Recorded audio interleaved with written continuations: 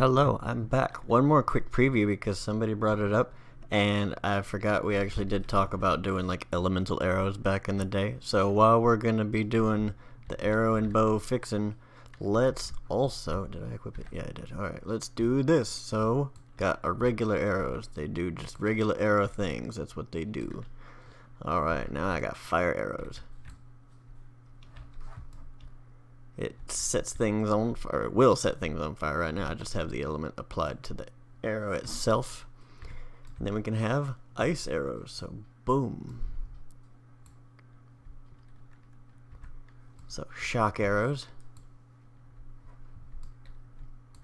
And you'll be able to do this as many arrows as you want, or you can go back to plain. You can make it to where they'll cost mana to use, or however you want to do it. If you want it to be specialty arrows that are done, we'll make it to where you can use these for traps too. So if there's like something blocking your path, you can shoot it with a fire arrow, and if it gets hit with a fire arrow, then it burns and, you know, does all that burning stuff that fire arrows do.